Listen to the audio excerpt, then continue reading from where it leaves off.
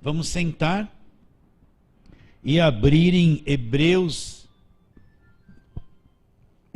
capítulo 4. Nós vamos ler também parte do capítulo de número 5.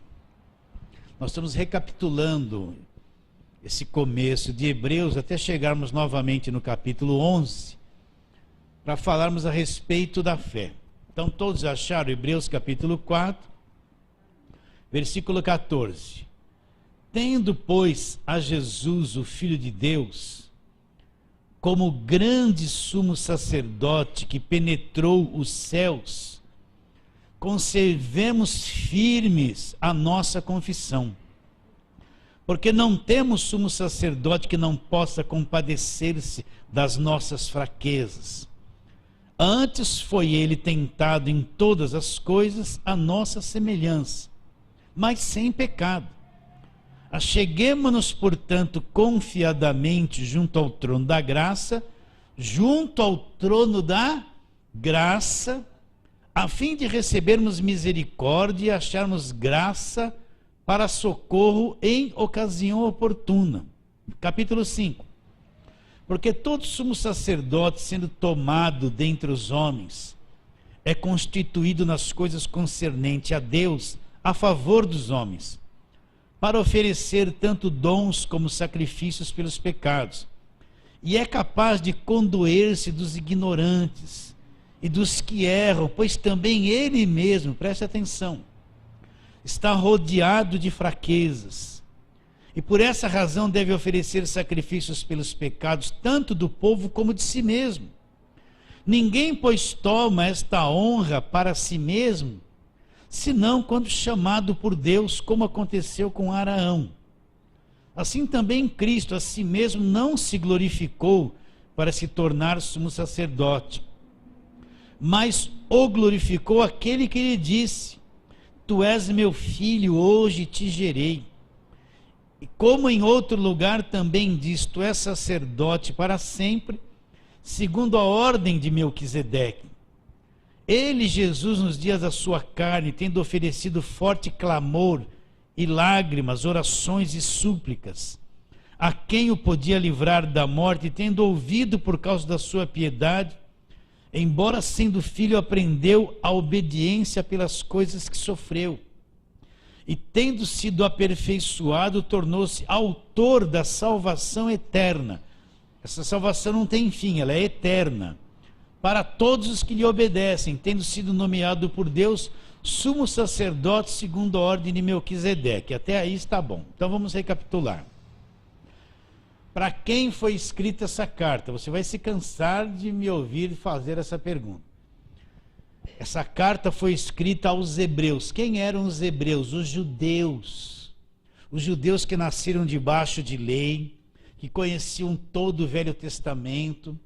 Os judeus que desde criança aprendiam sobre Abraão, Isaque, Jacó. Moisés era um grande herói dos judeus, porque através dele Deus trouxe a lei. Eram pessoas que conheciam muito o Velho Testamento, todos os ensinos do Velho Testamento, o sacerdote do Velho Testamento, os sacrifícios que eles faziam, eles conheciam tudo isso. Mas agora Cristo veio. Cristo cumpriu o Velho Testamento, aboliu-nos da lei, veio estabelecer uma nova aliança, um novo testamento, veio estabelecer um novo relacionamento com Deus, uma nova aliança selada não com sangue de animais, que era do Velho Testamento, mas com seu próprio sangue ele estabelece um novo testamento.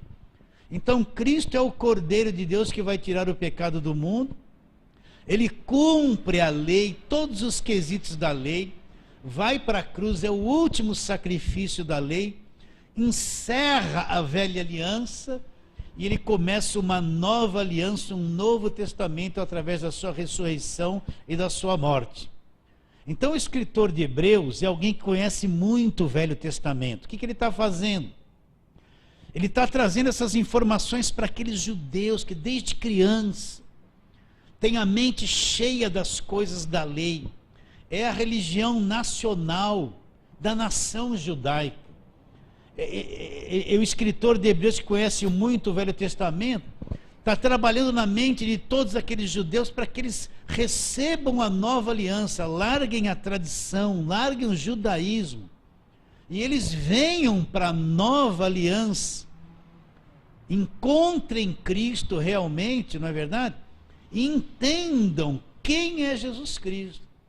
E entendam também que o fim da lei de todo aquele judaísmo é Jesus Cristo. Por isso que Romanos 10, 4 fala que o fim da lei é o quê?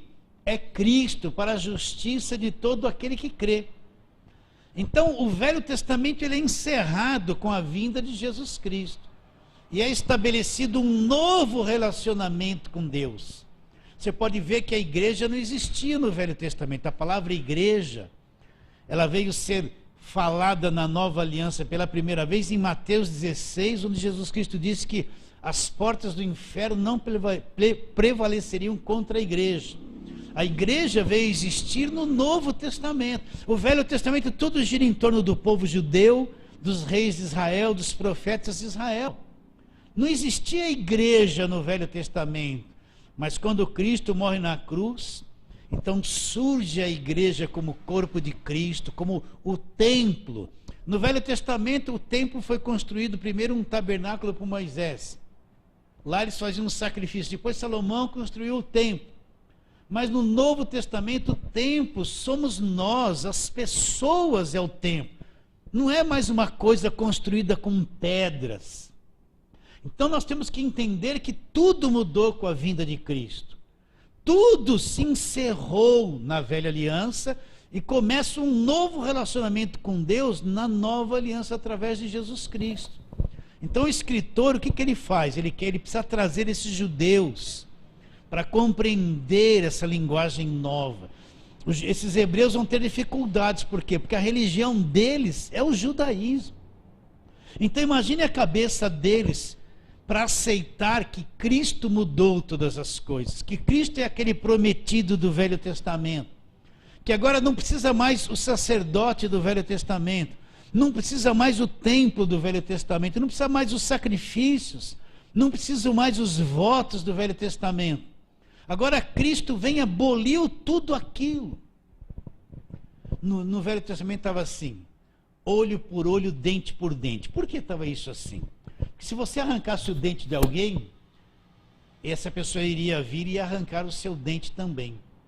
No Velho Testamento está o quê? Se o teu filho fosse contumaz, desobediente, você ia levar ele para as autoridades, iria apedrejar ele até a morte pela desobediência dele. No Velho Testamento está o quê?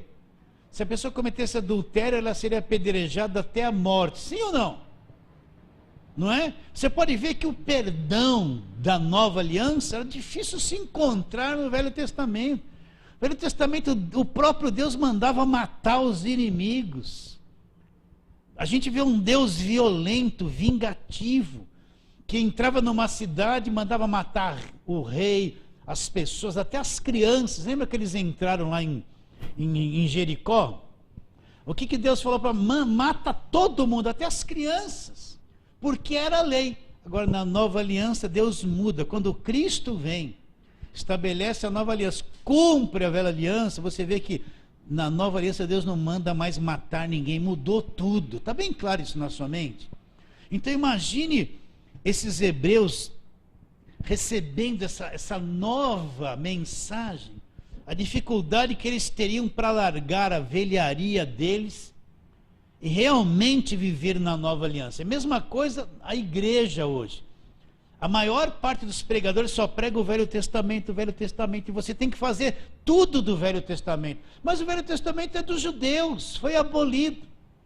Eu tenho que conhecer, mas eu não vou mais ficar lutando aquelas lutas do Velho Testamento. Por quê? Porque aquilo era uma luta física. No Velho Testamento era espada, um matava o outro. Sim ou não? Mas no Novo Testamento a batalha é uma coisa invisível, espiritual, totalmente diferente. Então, se a igreja hoje não tiver uma visão do Novo Testamento, não aprender o que Cristo fez, e ficar só pregando e levando as pessoas a praticar só o Velho Testamento, ela fica uma igreja cega e vai ter dificuldade para aceitar a obra da cruz. Por quê? como esses judeus estavam tendo dificuldade de aceitar a nova mensagem que era a vinda de Jesus Cristo. Então, o escritor vai fazendo sempre um paralelo daquilo que era velho e daquilo que era novo em Cristo. Ele vai falando de Moisés e falando de Cristo, falando do sacerdote do Velho Testamento e falando de Cristo. Nós chegamos nesse capítulo 5 aqui, onde o escritor está mostrando para os hebreus, para os judeus, que Cristo, o sacerdócio de Cristo é muito superior a todo sacerdote do Velho Testamento. Então Cristo assumiu o lugar de toda aquela figura do Velho Testamento. E ele foi superior a tudo aquilo. Por quê? Porque Cristo não morre, ele morreu, ressuscitou, ele não tem fim, não acaba o sacerdócio dele.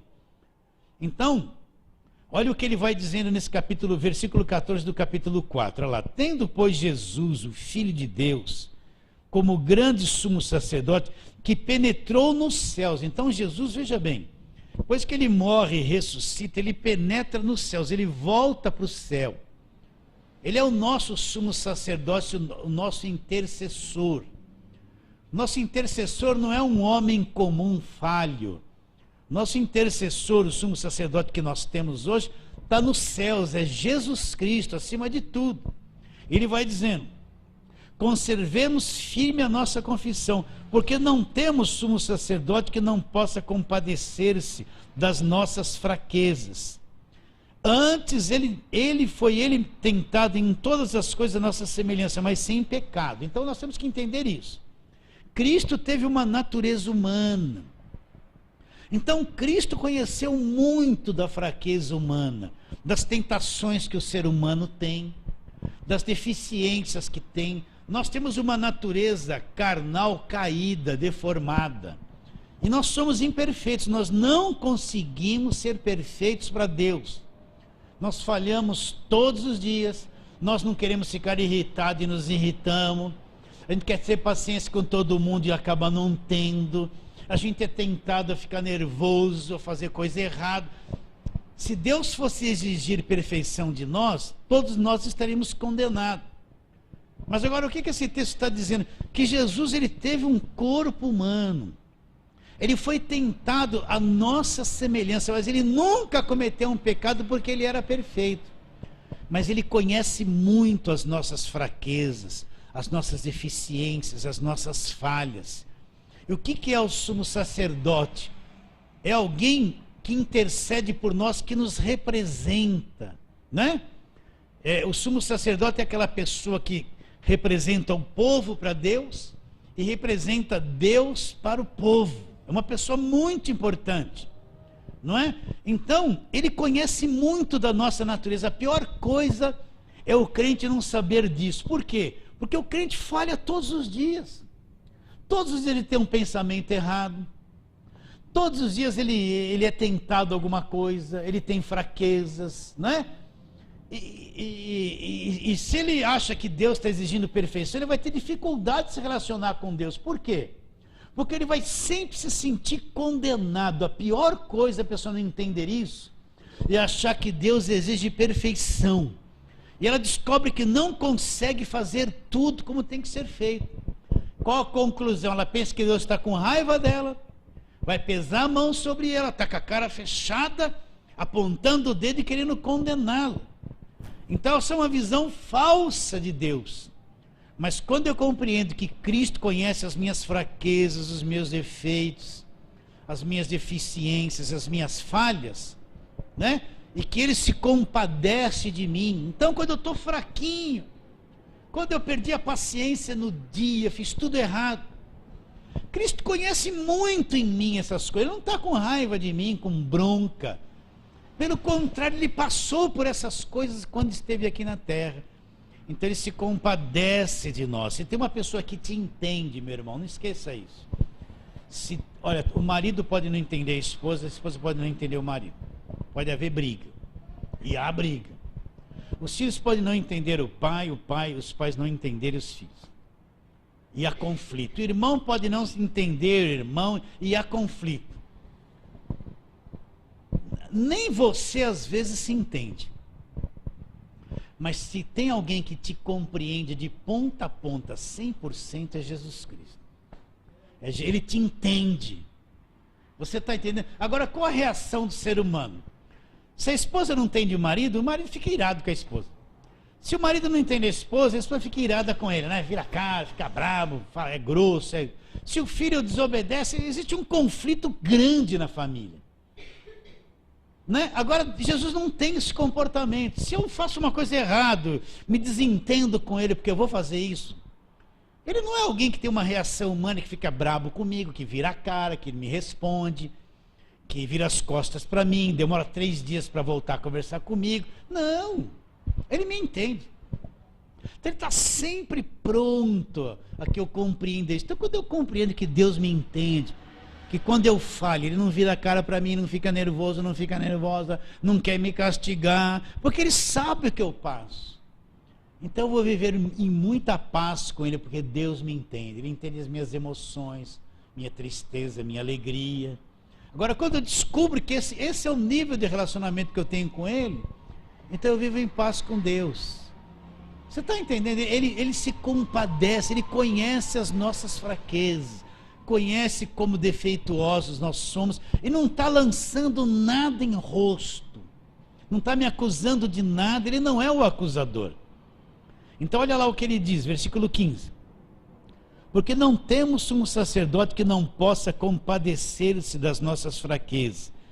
Foi ele tentado em todas as coisas a nossa semelhança, mas sem pecado.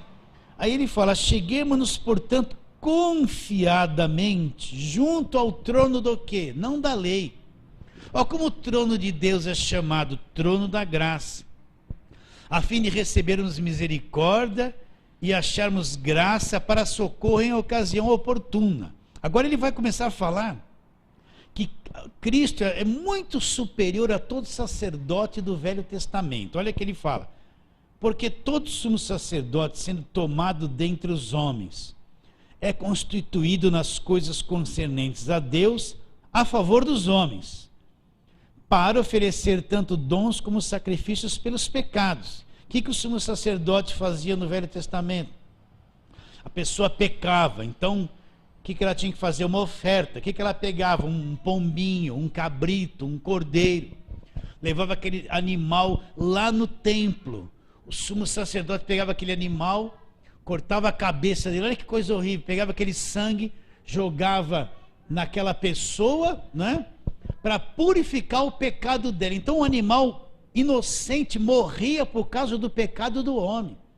Então o sumo sacerdote, esse era o dom e o serviço de intercessão que ele fazia a Deus. Imagine como vivia um sumo sacerdote, cheio de sangue, pior que um açougueiro. Tinha que matar aqueles bichos o dia inteiro, aquele sangue escorria o dia inteiro, e aquilo não liquidava com o pecado, aquilo cobria o pecado, a pessoa ainda ficava com o pecado oculto na vida dela. Está entendendo o que é quando ele fala isso aqui, ó? Ele é a favor dos homens, tanto para oferecer dons como sacrifícios pelos pecados. Continua, versículo 2. E é capaz de condoer-se dos ignorantes e dos que erram. Agora olha como era o sumo sacerdote, pois também ele mesmo está rodeado de fraquezas. Por essa razão, agora veja bem, por essa razão deve oferecer sacrifícios pelos pecados, tanto do povo como de si mesmo. Então o sacrifício que ele oferecia pelos pecados, não era só do povo, porque ele também era pecador, ele oferecia sacrifício, quando ele oferecia aquele sacrifício, era do povo e dele mesmo. Porque também ele era pecador, ele não era melhor que o povo, está bem claro isso? Então vamos lendo. Por essa razão, versículo 3, deve oferecer sacrifícios pelos pecados, tanto do povo como de si mesmo. Ninguém, pois, toma esta honra para si, senão quando chamado por Deus, como aconteceu com Araão. Então, ninguém podia ser sumo sacerdote se não fosse chamado por Deus. Está bem claro isso? E mesma coisa hoje. Ninguém pode ser pastor, seja lá o que for, se Deus não chamar. Então tem um monte de gente que se faz ser coisas, se autodenomina. E às vezes, muitas vezes, a liderança imatura que está na frente da igreja, vai enchendo a igreja de um monte de obreiro que às vezes não sabe nada, que mais criam confusões, que não foram nem chamados para fazer aquilo que estão fazendo. Então, ninguém toma a honra de prestar um serviço se não é uma pessoa chamada. É Deus que chama, é Deus que traz, Deus que dá condições. Ninguém é por si mesmo. Vocês estão entendendo isso? Eu já vi muita gente que ser pastor arrumou muita confusão porque não tem chamado, foi por conta própria. Ou então porque precisava um líder sem visão, vem aqui, vou ungir todo mundo é pastor, e põe a mão na cabeça de um monte de gente que nem chamado tem para fazer a obra. Então está cheio de pastor que não tem ovelha. Pastor, cadê suas ovelhas? Não tem.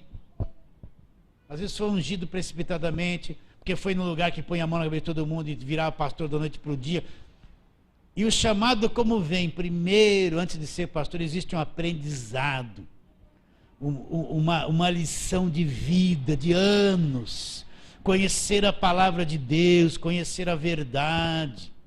Depois que a pessoa está madura, é que vem o chamado de Deus. Por quê? Porque ela vai ter condições de ser útil no ensino da palavra, de orientar as ovelhas, de segurar no ministério. Agora, quando a pessoa não tem chamado, o que acontece? Arrebenta tudo e arrebenta a vida da família dele, da esposa, vira uma confusão, porque não era para estar fazendo o que está fazendo, porque não foi chamado por Deus.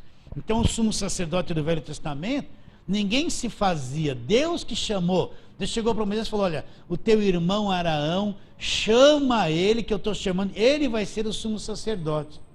E depois separou a tribo de Levi do Velho Testamento, para só eles ministrarem as coisas de Deus. Quantas tribos tinha do povo hebreu? 12 tribos.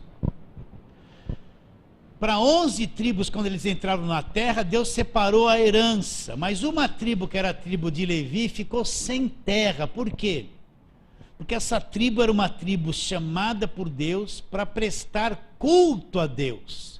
Essa tribo cuidaria só das coisas de Deus. Por isso que ele recolhia dízimo das outras 11 tribos, para sustentar essa tribo, porque essa tribo não tinha casa própria, não tinha terra, eles iam depender dos dízimos das outras 11 tribos. Então foi um chamado por Deus. Está bem claro isso, queridos?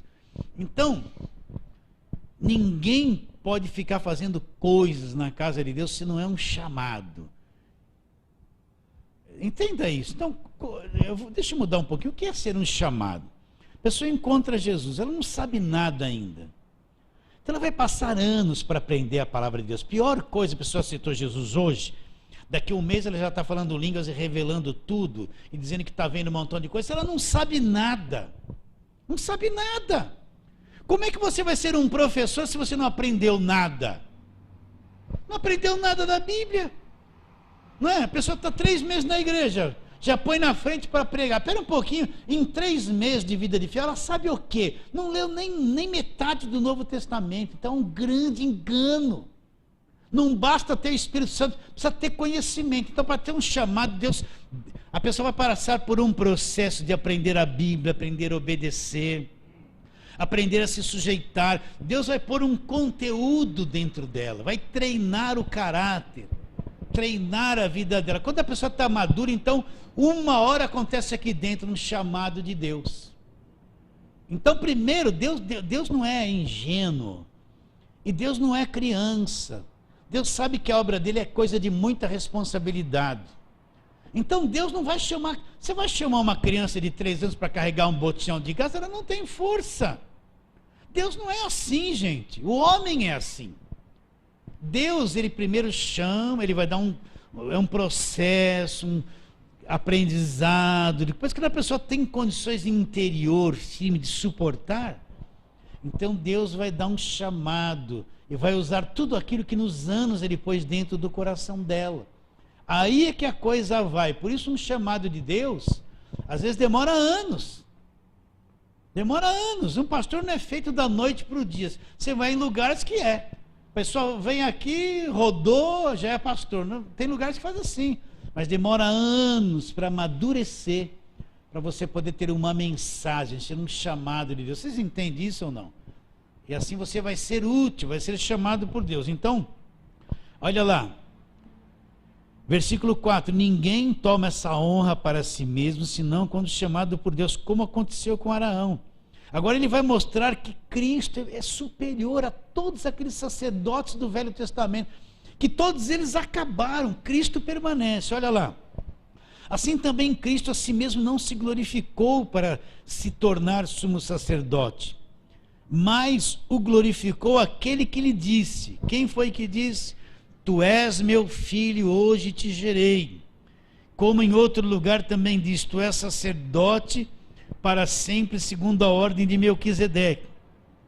Ele, Jesus, no dia da sua carne, tendo oferecido com forte clamor e lágrimas, orações e súplicas, a quem o podia livrar da morte, tendo sido ouvido por causa da sua piedade, embora sendo filho, aprendeu a obediência pelas coisas que sofreu. E tendo sido aperfeiçoado, tornou-se autor da salvação que não tem fim, eterna para todos os que lhe obedecem. Tendo sido nomeado por Deus, sumo sacerdote segundo a ordem de Melquisedeque. Então o que o escritor está mostrando? Imagine a cabeça desses judeus aqui. Eles estão ouvindo, olha, Jesus é sumo sacerdote superior a todos aqueles do Velho Testamento. Ele vem substituir. Agora o único sumo sacerdote que permanece eternamente é Jesus. Acabou o ministério levítico. Acabou todos aqueles ministros da lei. Por quê? Porque Jesus agora é um sacerdote eterno, perfeito, Filho de Deus, que penetrou no céu. Então ele agora é o sumo sacerdote eterno que não tem mais fim.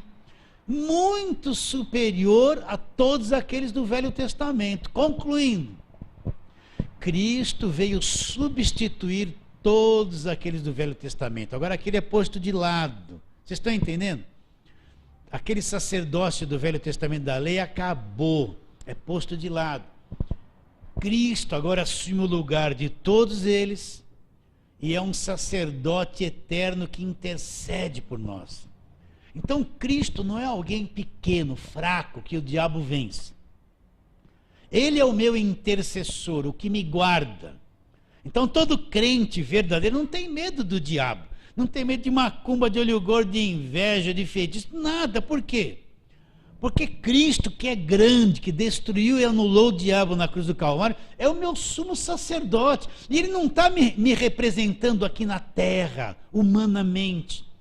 Ele está me representando nos céus, ao lado de Deus. É uma coisa muito grande. Agora, o crente que não sabe isso, ele não confia em Jesus Cristo. Ele vai confiar mais numa agorada, num óleo, numa rosa, num homem que diz que é profeta. Ele não consegue ver a grandeza da posição de Jesus Cristo a nosso favor. E que ele substituiu todos os do Velho Testamento. Acabou. Então Cristo grande, que venceu o diabo, que é Deus que se humanizou, que fez a expiação dos meus pecados, que me salvou, é o meu sumo sacerdote, está à destra de Deus. Então é o meu intermediário, por isso que não tem outro caminho que nós nos acheguemos a Deus. Então a igreja inventou um monte de caminho: água, óleo, rosa, fitinha, suor, cajadinho, espadinha, tudo isso traz Deus para o homem. Mentira. Cristo é o único intermediário entre Deus e os homens. Deus não vem a mim através de coisas inanimadas, coisas mortas, coisas que não têm vida. Deus não se transfere para uma rosinha assim e tem um poder ali que vai mudar a minha vida. Isso é feitiçaria, isso é macumba. Está entendendo? Ele não se transfere. Então Cristo é muito superior a tudo, e nesse sangue ele estabelece uma nova aliança. Então imagine a cabeça desses judeus aqui para aceitar isso. Então quer dizer que tudo aquilo que nós aprendemos desde criança, o sacerdócio do Velho Testamento, agora acabou, acabou.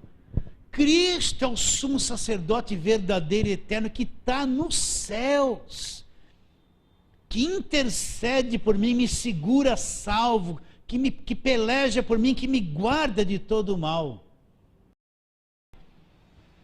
Ou eles queriam ficar presos na lei, no Velho Testamento, em Moisés, em Abraão, e desprezar a nova mensagem que chegou através dele, para eles através de Cristo. Está bem claro isso na sua mente? Então nós vivemos no Novo Testamento, irmãos. Nós não vivemos no Velho. O Velho eu preciso saber, mas todo e qualquer líder que levar a igreja para o Velho Testamento e dizer assim, você tem que ficar fazendo isso, fazendo voto, fazendo sacrifício, você tem que ficar rodeando muralha, olha a farinha da panela, você tem que ficar derrubando gigantes, isso passou. Já acabou. Ninguém no Novo Testamento mandou alguém derrubar gigante, atacar pedra ungida. Ninguém, não teve uma campanha no Novo Testamento de ficar rodeando muralha, rodeando muralha, rodeando muralha. Olha se Paulo fez, acabou, tudo já caiu na cruz. Vê se no Novo Testamento tem alguém que pede para você fazer voto. Deus, eu vou te dar um dinheiro aqui porque o Senhor me dá coisa ali. Isso é tudo coisa da lei. Ana fez voto, Ana não tinha filho, e foi lá chorar para o sacerdote no templo. Aí ela assim, se o Senhor me der um filho, eu vou devolver o filho. Aquilo foi o voto de Ana. Jacó, quando estava indo, fugindo de Esaú, dormiu lá no deserto, pôs a cabeça numa pedra e fez um voto. Se o Senhor me der pão, se o Senhor me guardar, então de tudo que o Senhor me der, eu vou te dar o dízimo. Isso é voto do Velho Testamento. No Velho Testamento era querer uma barganha com Deus. Eu faço isso para o Senhor me dar aquilo. Na Nova Aliança, quando Cristo vem, não se faz mais voto. A coisa é, eu creio ou não creio em Jesus Cristo. Eu não fico mais assim, ó, Deus, eu vou te dar isso porque o Senhor tem que me dar aquilo. Eu vou fazer isso aqui agora para o Senhor me devolver aquilo. Isso é mentalidade da velha aliança. Nós estamos na nova aliança, está claro isso? Cristo já fez tudo por nós, já nos deu de graça todas as coisas. Não tem custo. Agora, se eu não entender isso, e uma boa parte não entender isso, ele só vive na lei. O tempo todo, pregação de lá, as campanhas é tudo Velho Testamento, porque não enxerga o novo. Então Cristo substituiu o velho, substituiu o sacerdote do Velho Testamento. Agora ele é o verdadeiro sacerdote. Então nós temos alguém, meus irmãos, eu quero que você creia nisso. Temos alguém muito poderoso, gigantesco, grande, que venceu o diabo, que venceu a morte ressuscitando, que aniquilou o diabo, que ressuscitou, que está no céu. E é o meu representante lá o tempo todo. Eu estou muito ligado a ele, muito ligado a mim. E você a ele e ele a você. E ele não dorme, não fica dormindo assim, o diabo vem por trás. Não tem isso com ele. Eu tenho que acreditar que eu tenho alguém que me salvou realmente, porque ele me salvou mesmo, estou salvo mesmo. E ele não abre mão de mim para me largar por aí. Está bem claro isso, queridos? Sim ou não? Está bem claro? Então, nós somos pessoas de segurança. Ninguém aqui está com medo de nada, preocupado com isso, preocupado com aquilo. Nós sabemos em quem nós acreditamos, o que ele fez por nós. E aí temos que espalhar isso para todo mundo. Todo mundo tem que ter segurança sobre essas coisas, né? Segurança sobre essas verdades. Por quê? Porque se o crente não conhece isso, ele anda com medo. Ou eles queriam ficar presos na lei, no Velho Testamento, em Moisés, em Abraão, e desprezar a nova mensagem que chegou através para eles através de Cristo. Está bem claro isso na sua mente? Então nós vivemos no Novo Testamento, irmãos. Nós não vivemos no Velho. O Velho eu preciso saber. Mas todo e qualquer líder que levar a igreja para o Velho Testamento e dizer assim, você tem que ficar fazendo isso, fazendo voto, fazendo sacrifício, você tem que ficar rodeando muralha, olha a farinha da panela, você tem que ficar derrubando gigantes, isso passou. Já acabou. Ninguém no Novo Testamento mandou alguém derrubar gigante, atacar pedra ungida. Ninguém, não teve uma campanha no Novo Testamento de ficar rodeando muralha, rodeando muralha, rodeando muralha. Olha se Paulo fez, acabou, tudo já caiu na cruz.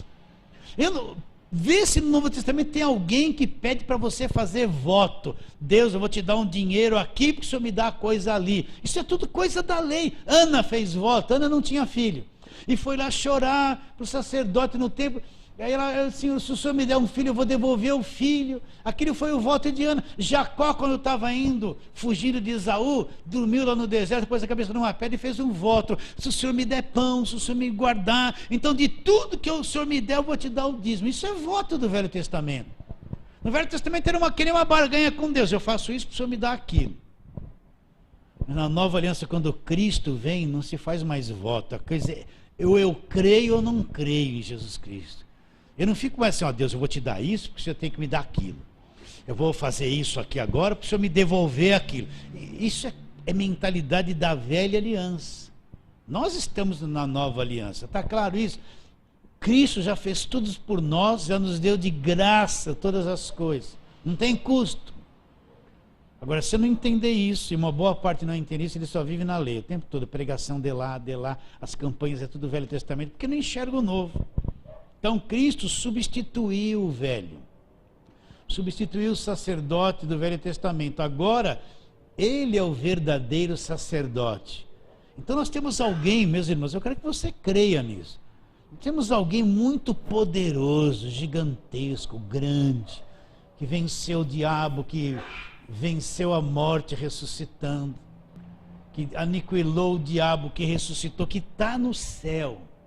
E é o meu representante lá o tempo todo. Eu estou muito ligado a ele, muito ligado a mim, e você a ele e ele a você. E ele não dorme, não fica dormindo assim, o diabo vem por trás. Não tem isso com ele. Eu tenho que acreditar que eu tenho alguém que me salvou realmente, porque ele me salvou mesmo, estou salvo mesmo. E ele não abre mão de mim para me largar por aí. Está bem claro isso, queridos? Sim ou não? Está bem claro? Então, nós somos pessoas de segurança. Ninguém aqui está com medo de nada, preocupado com isso, preocupado com aquilo. Nós sabemos em quem nós acreditamos, o que ele fez por nós. E aí temos que espalhar isso para todo mundo. Todo mundo tem que ter segurança sobre essas coisas, né? Segurança sobre essas verdades. Por quê? Porque se o crente não conhece isso, ele anda com medo. Ele anda com medo. E o que mais nós vemos hoje, o que é? Nós vemos hoje um monte de gente que fala, meu Deus, é poderoso, mas vive amedrontado, abatido, com medo de demônio, inseguro, triste, vive mal o tempo todo, porque não tem confiança no Deus poderoso, não conhece o Deus poderoso. Estão entendendo ou não? Mas nós que entendemos a nova aliança, que conhecemos essa graça de Deus, né? Nós estamos seguros na mão de Deus, sem medo de nada. Fala assim, amém. Então agora vamos. Agora nós vamos entrar no versículo 11 do capítulo 5. Agora eu quero que você seja sábio em entender isso. Olha, a esse respeito temos muitas coisas que dizer e difíceis de explicar. Portanto, vos tendes tornado tardios em ouvir. Então o que está acontecendo com esses judeus? Eles estavam se tornando tardios em ouvir, não estavam dando ouvido a essa mensagem. Estavam presos lá na lei, em Moisés, em todas aquelas coisas, e não estavam dando ouvidos a essa verdade que estava sendo anunciada a eles. E olha então o que ele fala. Pois com efeito, quando devis ser mestres, atendendo ao tempo decorrido, tendes novamente necessidade que alguém vos ensine de novo quais são os princípios elementares dos oráculos de Deus. Assim vos tornastes como os necessitados de leite e não de alimento sólido. Então já havia passado tanto tempo que essa mensagem estava chegando a eles, mas eles estavam longe de ouvir e de entender isso. Você está entendendo? Você não vê o quadro da igreja hoje? Tanta coisa sobre a graça de Deus tem sido falada, mas as pessoas tardias em ouvir. Elas preferem acreditar em sal grosso ungido do que acreditar no poder de Jesus Cristo. Elas querem acreditar numa chavinha que alguém falou, que orou, que consagrou. Tem fé nisso aqui, uma coisa morta, do que acreditar em Jesus Cristo. estão se tornando tardio, muito tardio em ouvir, e o tempo passa, e a pessoa vai ficando parada, não progride espiritualmente, vai rejeitando a verdade. Então vou ler de novo, versículo 11. A esse respeito temos muitas coisas difíceis de explicar, porquanto vos tendes tornado tardios em ouvir. Pois com efeito, quando deviam ser mestres, atendendo ao tempo decorrido, pelo tempo que eles já estavam ouvindo, eles já podiam ser mestres, mas o que aconteceu com eles? Não deram ouvidos à verdade, ficaram parados, não deixaram a coisa ter efeito, progredir no coração deles, né? Foram tardios em ouvir, ouviram, mas não tiveram fé, não abriram o coração para nada daquilo que ouviram.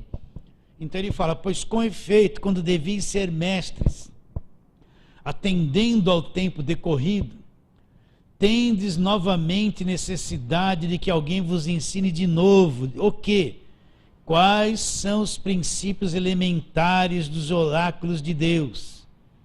O que são os princípios elementares? O começo de tudo, os primeiros ensinos, as primeiras coisas, né? É como você pegar uma criança e começar ensinar ela a falar uma sílaba, depois se juntar com a vogal, formar uma palavra, né? Os princípios elementares são os primeiros ensinos, o comecinho, a pessoa encontra Jesus.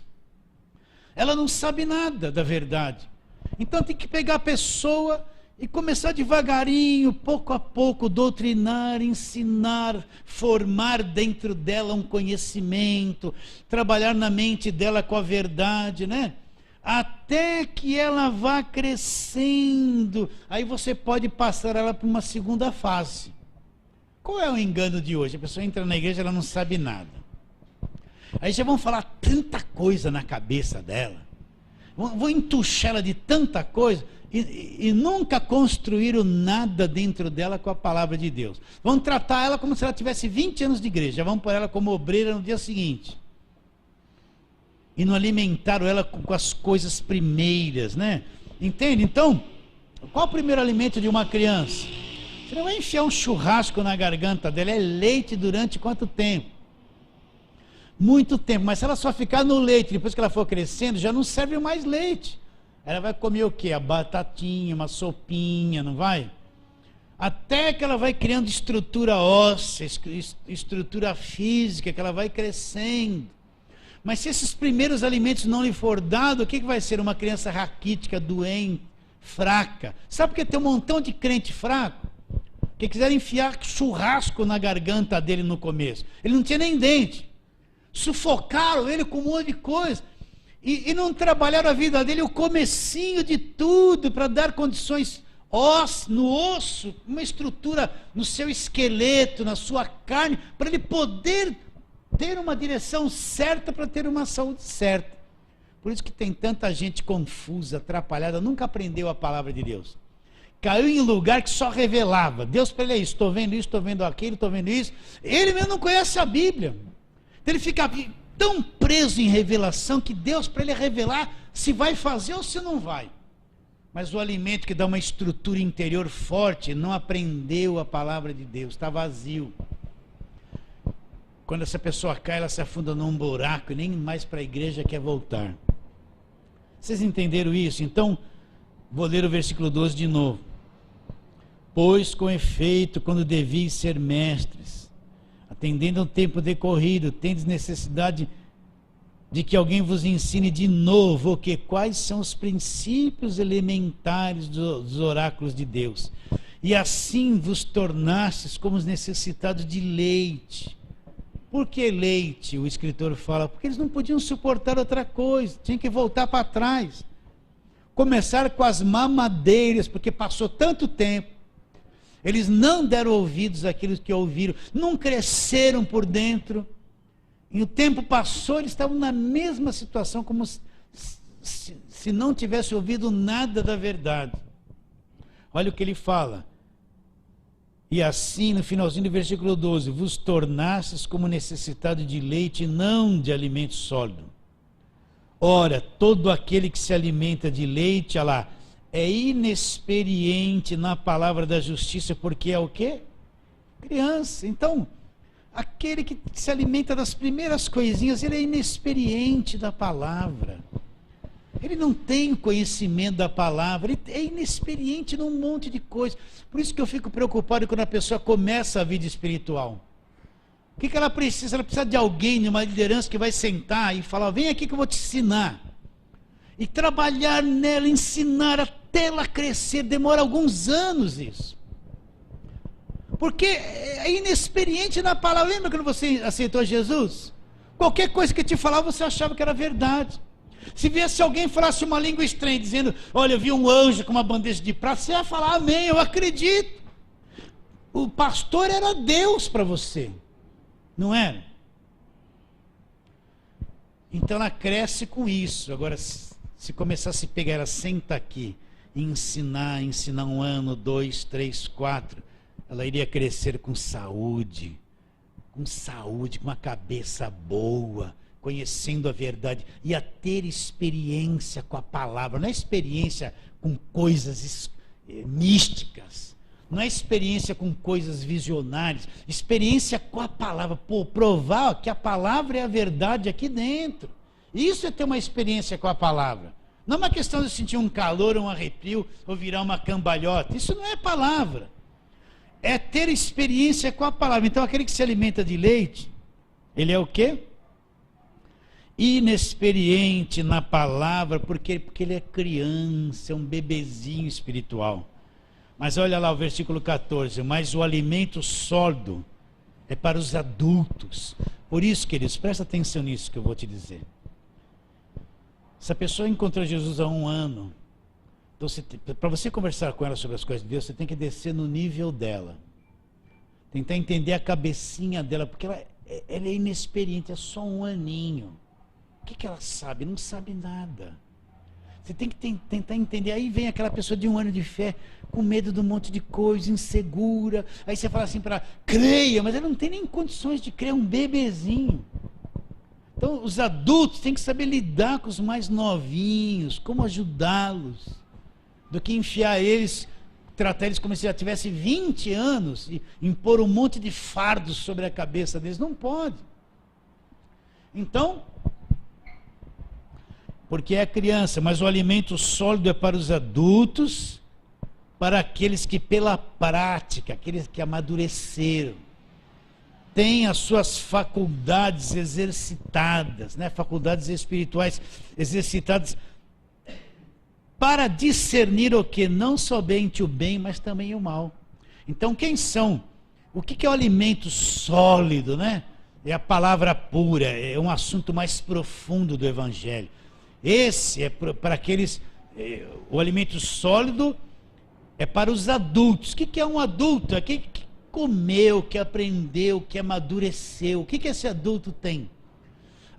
O que essas faculdades? Faculdades espirituais para discernir o quê? Discernir o quê? Olha lá o que ele fala. Discernir não somente o bem, mas também o mal. Por isso que o adulto espiritualmente é alguém de muitos anos na fé, que aprendeu a palavra de Deus, tem experiência em várias áreas da vida, ele é maduro. Então o que ele vai fazer? Ele tem condições de discernir não somente o que é bem, mas também o que é mal. Agora a criança não tem condições de discernir. Então quando a pessoa cresce, ela tem uma faculdade espiritual, um discernimento do que é e do que não é. Isso vai trazer segurança para ela. E se ela tem ministério, para aqueles que estão debaixo do ministério dela. Olha, qual é o método que as igrejas tinham usado para atrair o povo na igreja? Olha na mídia. Olha, vem aqui que você vai se tornar um empresário, você vai ganhar dinheiro, e aparece alguém lá. Eu morava numa favela, hoje tem uma BMW. Tá vendo? Você creu. O que você fez? Aí eu levei o lenço para casa. Isso é evangelho?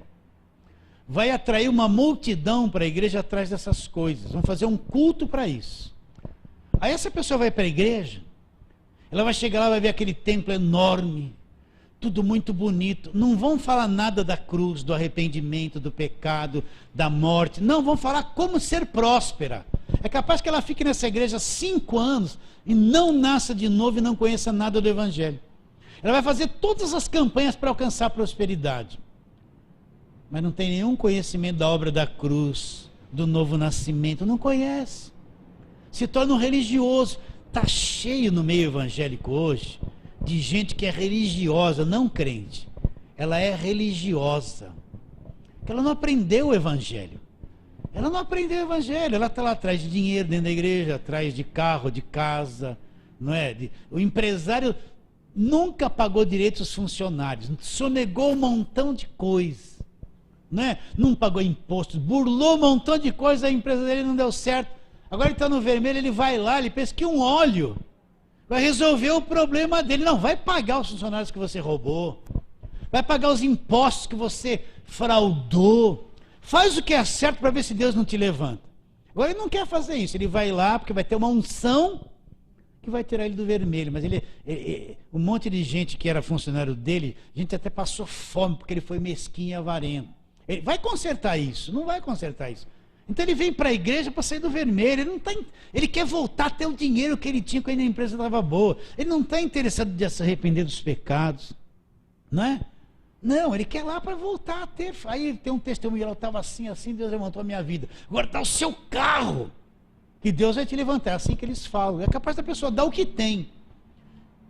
A pessoa pode ficar 10 anos ouvindo isso e não ser crente, não ser salvo, não conhecer o Senhor Jesus Cristo. Está condenado. Isso não é o evangelho. É um monte deles. Um monte deles também são coisa tudo armada, forjada, mas atrai multidão. Vocês estão entendendo o que eu estou dizendo? Então, tem muita gente que é religioso, não nasceu, não tem a informação, não tem vida.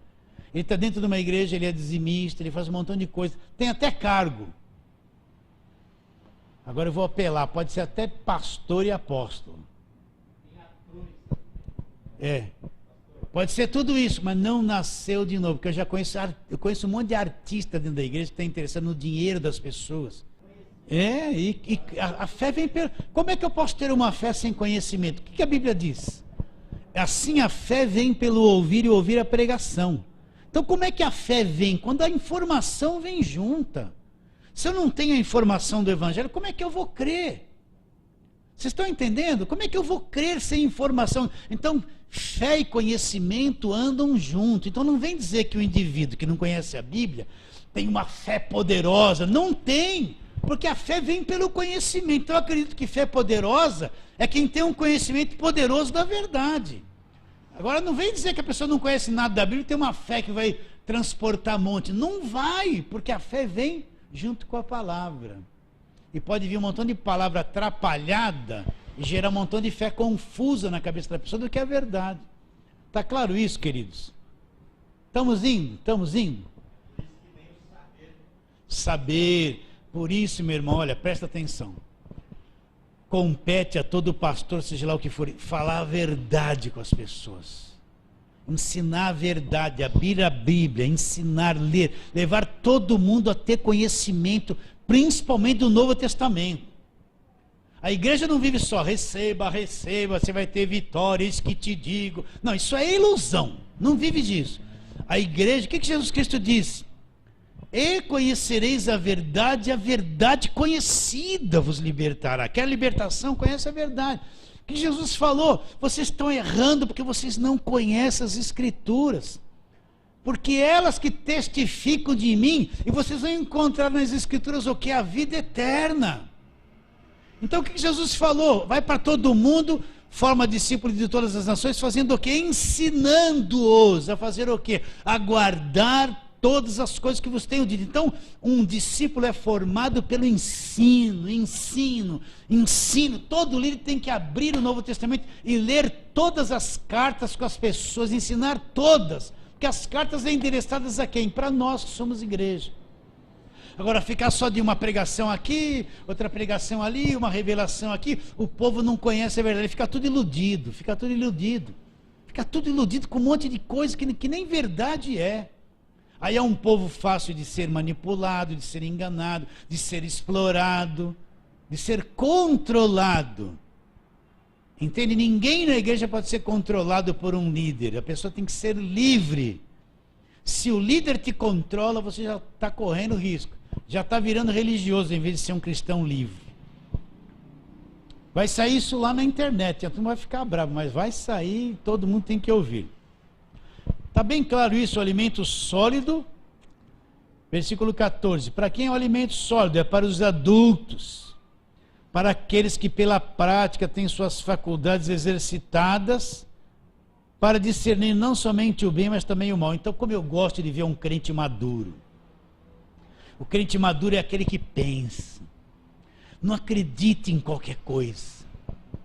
Ele conhece a palavra, ele tem discernimento para saber o que é certo e saber o que é o errado. Ele pode estar olhando alguém na televisão com mais de 5.000 pessoas ao redor. Aqui dentro dele ele conhece a verdade, ele sabe o que é certo e o que é errado. Ele é maduro. Ele não é enganado mais por qualquer coisa. Pode vir uma profeta revelar, isso que te digo vai ser isso. Aqui dentro ele sabe. Ele nem precisa disso, ele sabe o que é certo e o que é errado. Ele tem a faculdade, ele tem discernimento. Ele conhece, ele nunca vai ser enganado. Agora o crente criança que toma leite, acredita em tudo, faz tudo que mandaram ele fazer. Então a gente tem que tirar o crente da meninice, da criancice, levar todo mundo a uma maturidade, a pensar, a ser inteligente, a raciocinar, ser livre, ter discernimento do que é e do que não é. Certo? Podemos ir um pouquinho no capítulo 6? Então esse capítulo 6 ele vai ensinar a progredir na fé, a crescer. Ele fala assim: por isso, pondo de parte os princípios elementares da doutrina de Cristo. Então, quais são as primeiras coisas que o crente tem que aprender? Os princípios elementares. Olha lá.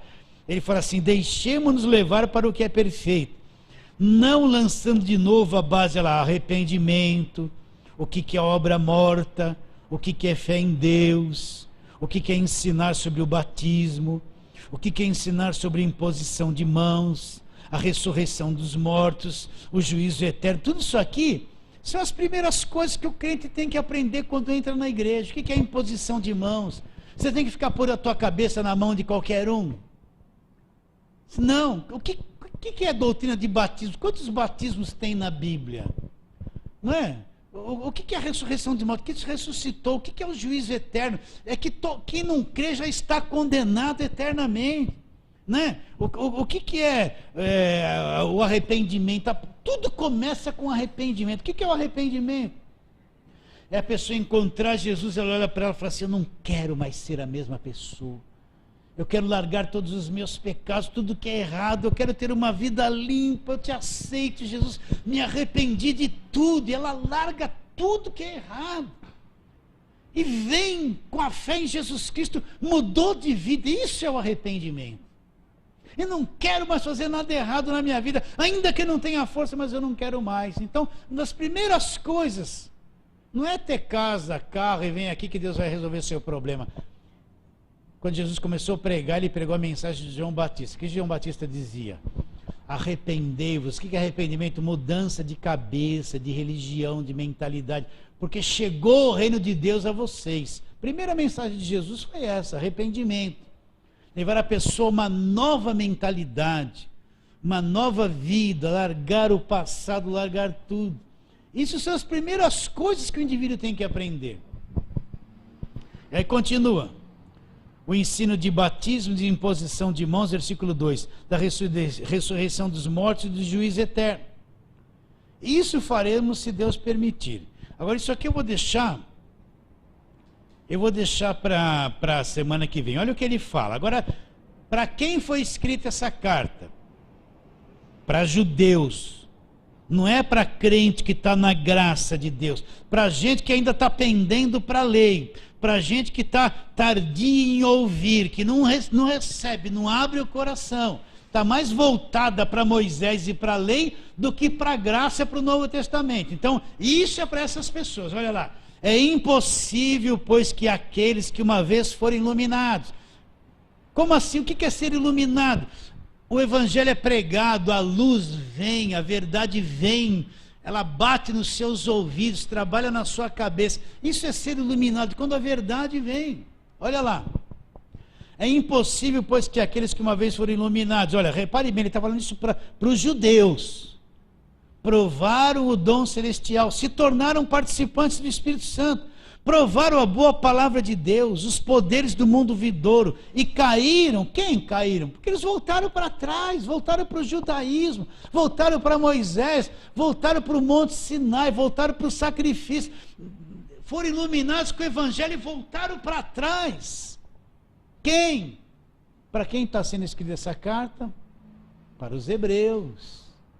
Então eles foram iluminados, receberam o Evangelho e voltaram para trás, caíram. Olha lá. É impossível outra vez renová-los para arrependimento, visto que de novo estão crucificando para si mesmo o Filho de Deus, expondo a vergonha. Porque a terra que absorve a chuva, que frequentemente cai sobre ela, e produz erva útil para aqueles a quem é também cultivada, recebe bênção da parte de Deus. Mas se produz espinhos e abrolhos, é rejeitada, e perto está da maldição, o seu fim é ser o quê? Queimada. Mas e para nós? Quanto a vós outros, todavia, ó amados, estamos persuadidos das coisas que são melhores e pertencentes à salvação, ainda que falemos desta maneira, porque Deus não é injusto para ficar esquecido do vosso trabalho, do amor com que evidenciastes para com o seu nome, para servistes e ainda servis aos santos. Desejamos, porém, que continue cada vez mais cada um de vós mostrando até o fim a mesma diligência para a plena certeza de esperança, para que não vos torneis indolentes, mas imitadores daqueles que pela fé, pela longanimidade herdaram as promessas. Entende? Então, por que ele fala isso? Porque ainda havia um montão de hebreus voltando para trás, depois de ter todas essas informações, voltando para a lei, para Moisés, tardio em ouvir. É impossível trazer essa pessoa de volta, porque ela já ouviu tudo e desprezou, descreu e voltou para trás. Está bem claro isso, queridos? Então nós vamos parar aqui, e na semana que vem nós vamos mostrar que se Deus fez uma promessa, Deus não pode mudar, não muda aquilo que Deus prometeu. Está bem claro? Então tá bom.